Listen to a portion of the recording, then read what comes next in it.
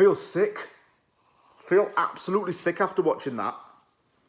Again, I feel like we've been shafted and there's an injustice.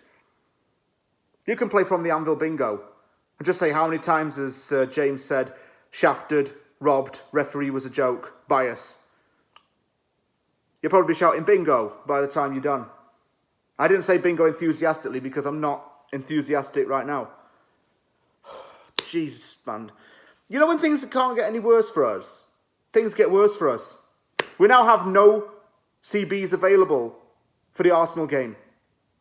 Thanks to Craig Dawson getting sent off. And it was 50-50 his fault and 50-50 VAR's fault. Flipping hell. It has finished. Chelsea 1, West Ham 0 at Stamford Bridge. Complete and utter sickness in my stomach for that. I can't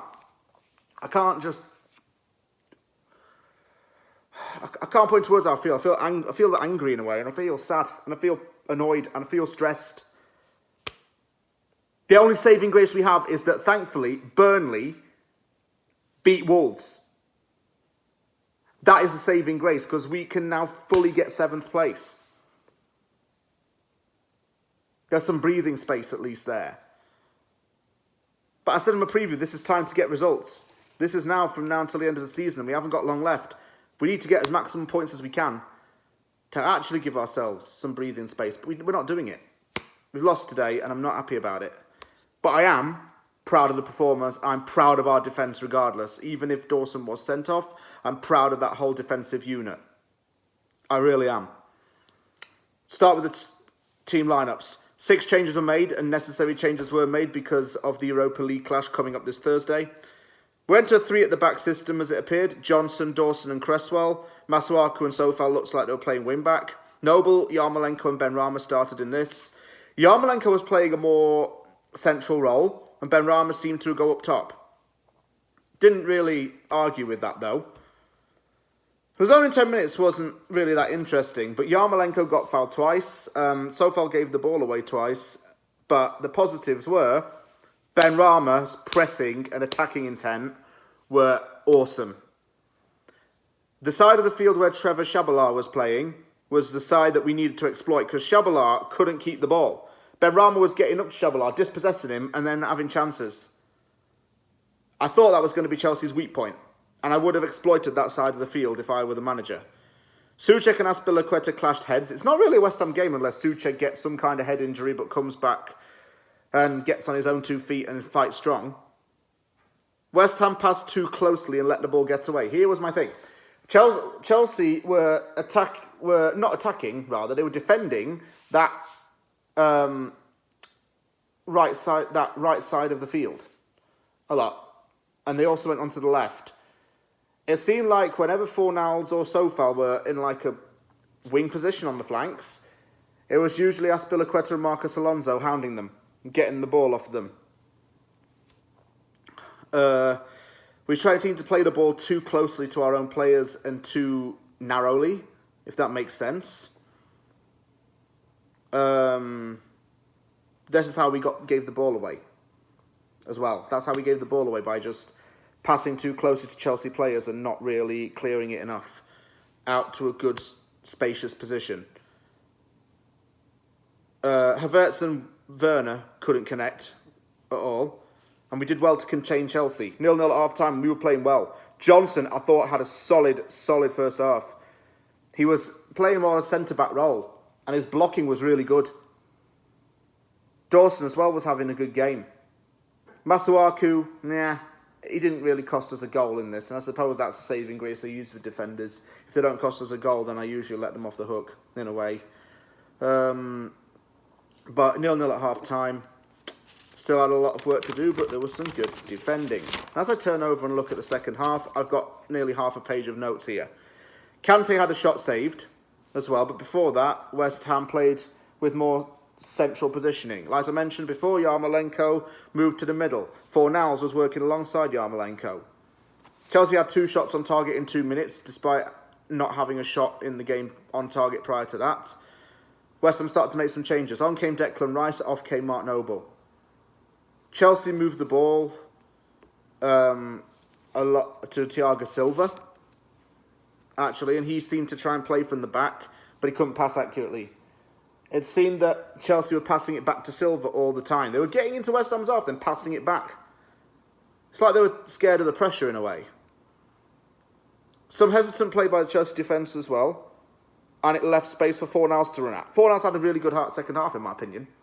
You know, he got into space a lot, attacked a lot, but it wasn't really to be. And I didn't think Fornals was going to score, for the record, but I did like some of the work he was doing. He showed hard work and intent. Let's talk about Werner. Offside a hell of a lot. It was either Havertz or Werner getting into offside positions for Chelsea. They were always way ahead of our defenders. Obviously, flag was going to go up. Mendy denied Yarmolenko twice, although the latter was actually offside looking back at it. But still, Yarmo had our two best chances of the game. Werner had a chance after Dawson and Cresswell didn't deal with it correctly, and Fabianski saved it from pretty close range. Then Chelsea made a triple sub. Ruben Loftus-Cheek off for Hayek, Werner off for Pulisic, and Havertz off for Lukaku. West Ham put Jarrod Bowen on, and off came Andriy Yarmolenko, who had a really good game at that point, by the way. I think he did his best, and I wasn't too annoyed with his performance. Benrahma came off on Manuel Lanzini, which is standard procedure, as we know. Then the last 10 minutes, things start to get unwound a bit. Lukaku's going into could call it a one-on-one really with Fabianski. Fabianski's tried to come out. Dawson deals with it, tugs Lukaku's arm in the box. It's penalty. One little tug like that, and Dawson's had a blinding season, excellent game up until this point, and that one tug could have been costly. I've just foreshadowed what might happen. VAR, check this. It said that it was a denial of a goal-scoring opportunity. So the yellow card was rescinded and the red came out. Dawson was sent off. I didn't think that... I don't know what the rules are really with the last man. But I don't know if that was really 100% fair or not. It was not a malicious tug. But still it was a costly tug because it conceded the penalty. Can argue it was inside or outside of the box. I think it was narrowly in on replay, but it's another close call. Jorginho is the player who is trusted to take the penalty. This is a player that Chelsea fans think is better than Declan Rice. Both Jorginho and Fernandes need to go back to penalty school because it was so damn tame. So damn tame, Fabianski just was like, save the penalty. Wasn't even an amazing save, it was just easy. Jorginho just struck it so powerless that Fabianski didn't even have to try that hard. Then on the 90th minute, some controversy for you. At the other end, the ball seemed to go out of play. I said that Chelsea were packing tightly to Masuaku and Bowen. The ball went out of play. A Chelsea player put it out of play at the other end and it should have been a corner. Fans in that away end saw it. They would have seen it very clearly. Goes down the other end. Pulisic scores. Did not deserve that at all. Completely did not deserve that. We didn't deserve that. After all our hard work in that game, you could tell by the players' reactions, they were not happy. They were upset and gutted. And I would say that I was proud of the players, but proud is a word that I've used too often. I'll say that I was respectful of the fact that the players put in some hard work and tried to get a result despite external forces and the red card. So gutted. We deserved a point, and Chelsea could just do one. I'm sick of them as a club. I hate them. Just hate them. Just hate everything about them, to be honest with you. They're going under a lot of financial troubles right now because of Abramovich being sanctioned. But still,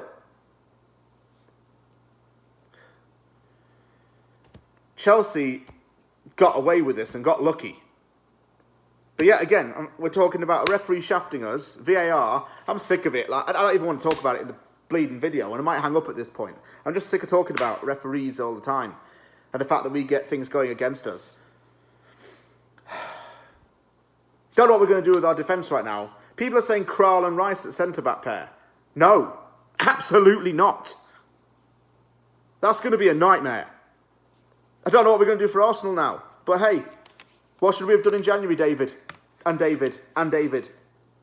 David cubed. Should have signed a bloody defender, shouldn't we? Look where it's got us now. The Arsenal game, we're going to get battered at this rate. Not confident for that now. And after this Chelsea game, I feel sick. It's rumour day. It's rumour weekend. I was happy until that Pulisic goal went in. I was happy till the red card. It's rumour weekend now. But still, a lot of positives to take at least. And that's not just collateral. Johnson was great in defence. Benrahma looked really energetic. I just want to look forward to the game against Frankfurt because at least Craig Dawson's going to play in that as well. We're going to have a fully fit centre-back. Let's see how we do against Frankfurt. They're not in good form in Germany right now. So let's look forward to that and try and put this result behind us. At least Wolves didn't gain ground on us, and that's a good thing. Thank you very much for watching this Aftermath. If you like this video, as per usual, you know what to do, folks. Hit that like button. Don't forget to subscribe for more content. And I wish everybody, except for Michael Oliver and Chelsea fans, a very happy Sunday. Because I'm now off to work, and I'll try to forget about this as quickly as possible and just move on.